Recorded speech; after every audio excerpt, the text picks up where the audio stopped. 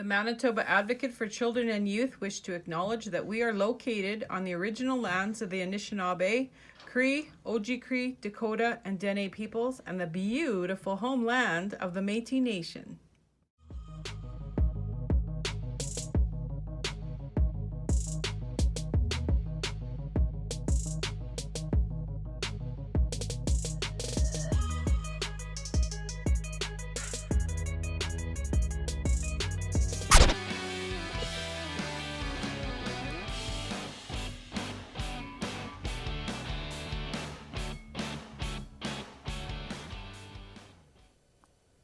And welcome back. We are here for, I guess this week, am here for episode 35.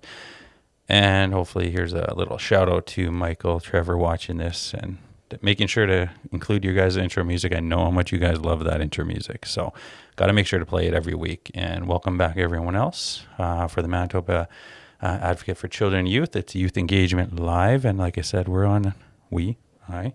I'm on episode number 35 this week, and we have a few things we want to talk about. So with the episodes, just make sure you're checking out the video description.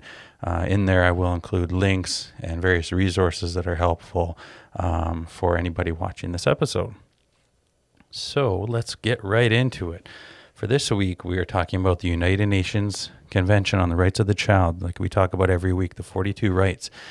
And for those anybody that knows about these rights, they realize that Canada has signed on to this, to the UNCRC, and it's very important to know that even though we're talking about one right this week, it doesn't mean it's any more important than all the other rights. That's why we go through them every week on Youth Engagement Live. So this week, we are talking about Article/Right number 23.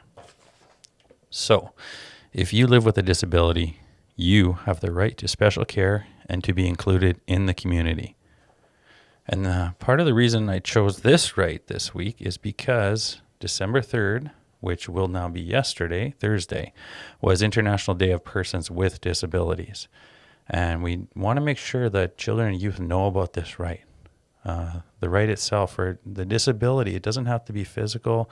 It could be more than that, right? So there's physical, intellectual disabilities, and I like to look at them as disabilities because you look at it more in a positive light, obviously.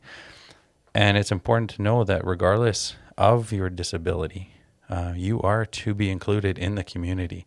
So whatever that may look like, you as a child have those rights, and it's very, very important for those rights to be met. So I find it's very important to talk about as well, because we need to ensure that with education, with sports, just in everyday life, that we're inclusive. And we have to keep in mind, even things like when it comes to education and learning abilities, everyone has different abilities when it comes to learning. It's just adapting and finding new ways to connect with children and youth. So again, I just like to point out, it's important for children and youth and for caregivers and educators to realize that children and youth have this right. So again, Article/Right number 23 of the UNCRC says, if you live with a disability, you have the right to special care and to be included in the community.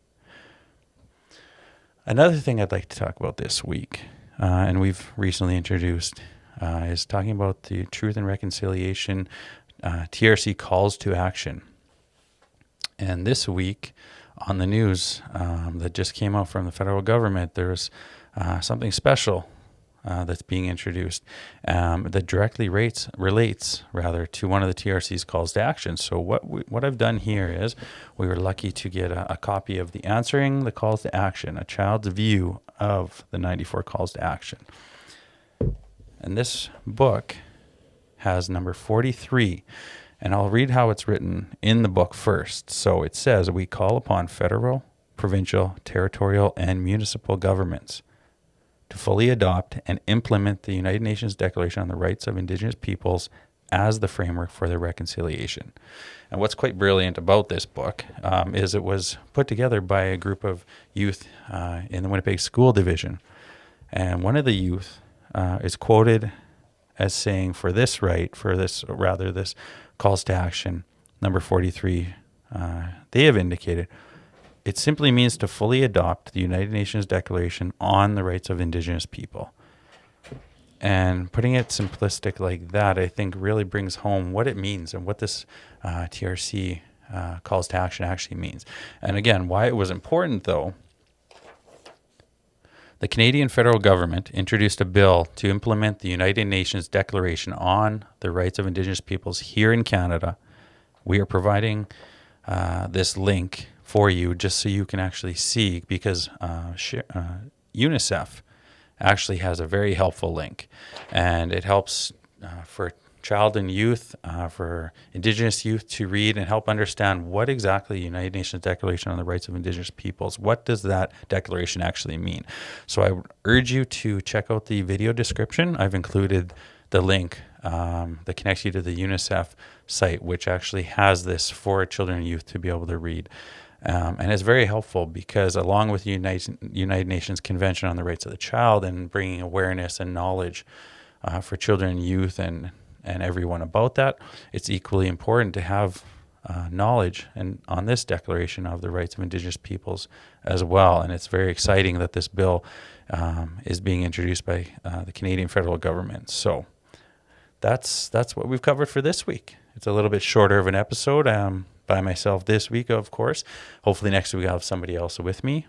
So I just want to go over again, we covered the United Nations Convention on the Rights of the Child, Article/Right 23. If you live with a disability, you have the right to special care and to be included in the community. And we also covered the TRC calls to action number 43, which very simply is put, fully adopt the United Nations Declaration on the Rights of Indigenous People. So there you have it. That's our episode number 35. I hope this was informative. I hope you find some additional assistance with the video link, and definitely join us next Friday as well. We'll be back for another episode, and maybe I won't be alone this time. Thank you for joining. We'll see you. Bye.